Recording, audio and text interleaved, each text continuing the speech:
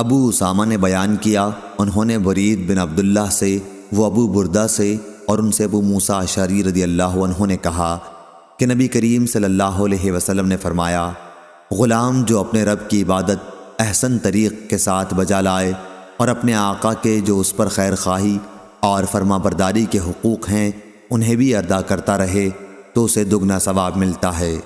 صحیح بخاری حدیث نمبر 2551۔ معمر نے خبر دی، انہیں حمام بن منبع نے، انہوں نے ابو ہریرہ رضی اللہ عنہ سے سنا، وہ نبی کریم صلی اللہ علیہ وسلم سے روایت کرتے ہیں کہ آپ نے فرمایا، کوئی شخص کسی غلام سے یا کسی شخص سے یہ نہ کہے اپنے رب مراد آقا کو کھانا کھلا، اپنے رب کو وضو کرا، اپنے رب کو پانی پلا، بلکہ صرف میرے سردار میرے آقا کے الفاظ کہنا چاہیے۔ اسی طرح کوئی شخص یہ نہ کہے میرا بندہ، میری بندی، بلکہ یوں کہنا چاہیے میرا چھوکرا، میری چھوکری، میرا غلام۔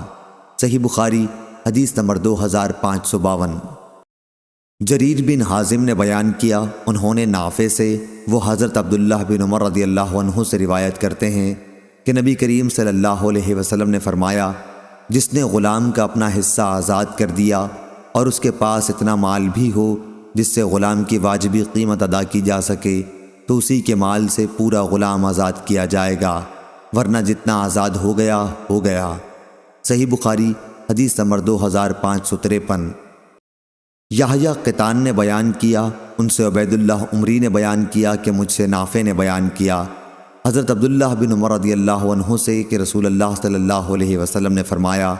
تم میں سے ہر شخص حاکم ہے اور اس کی رعایا کے بارے میں سوال ہوگا، پس لوگوں کا واقعی امیر ایک حاکم ہے اور اس سے اس کی رعایا کے بارے میں اس سے سوال ہوگا، دوسرے ہر آدمی اپنے گھر والوں پر حاکم ہے اور اس سے اس کی رعایا کے بارے میں سوال ہوگا، تیسری عورت اپنے شوہر کے گھر اور اس کے بچوں پر حاکم ہے، اس سے اس کی رعایا کے بارے میں سوال ہوگا، چوتھا غلام اپنے آقا سید کے مال کا حاکم ہے اور اس سے اس کی رعیت کے بارے میں سوال ہوگا، پس جان لو کہ تم میں سے ہر ایک حاکم ہے اور ہر ایک سے اس کی رعیت کے بارے میں قیامت کے دن پوچھ ہوگی۔ صحیح بخاری حدیث نمبر 2554۔ محمد بن زیاد نے خبر دی، انہوں نے کہا کہ میں نے حضرت ابو ہریرہ رضی اللہ عنہ سے سنا اور انہوں نے نبی کریم صلی اللہ علیہ وسلم سے کہ جب کسی کا غلام کھانا لائے اور وہ اسے اپنے ساتھ کھلانے کے لیے نہ بٹھا سکے تو اسے ایک یا دو نوالا ضرور کھلا دے، یا آپ نے لقمہ او لقمتین کے بدلے اکلا و کلتین فرمایا، یعنی ایک یا دو لقمے، کیونکہ اسی نے اس کو تیار کرنے کی تکلیف اٹھائی ہے۔ صحیح بخاری حدیث نمبر 2557۔ سالم بن عبداللہ بن عمر نے خبر دی اور انہیں عبداللہ بن عمر رضی اللہ عنہ نے کہ انہوں نے رسول کریم صلی اللہ علیہ وسلم سے سنا، آپ نے فرمایا کہ ہر آدمی حاکم ہے اور اس سے اس کی رعایا کے بارے میں سوال ہوگا، امام حاکم ہے اور اس سے اس کی رعیت کے بارے میں سوال ہوگا، مرد اپنے گھر کے معاملات کا افسر ہے اور اس سے اس کی رعایا کے بارے میں سوال ہوگا، عورت اپنے شوہر کے گھر کی افسر ہے اور اس سے اس کی رعایا کے بارے میں سوال ہوگا، خادم اپنے سید کے مال کا محافظ ہے اور اس سے اس کے بارے میں سوال ہوگا۔ انہوں نے بیان کیا کہ میں نے نبی کریم صلی اللہ علیہ وسلم سے یہ باتیں سنی ہیں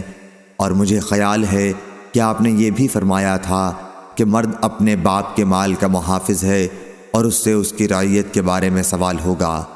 غرض تم میں سے ہر فرد حاکم ہے اور سب سے اس کی رعیت کے بارے میں سوال ہوگا۔ صحیح بخاری حدیث نمبر 2558۔ ابن سمعان نے خبر دی، انہیں سعید مقبری نے، انہیں ان کے باپ نے اور انہیں ابو ہریرہ رضی اللہ عنہ نے نبی کریم صلی اللہ علیہ وسلم سے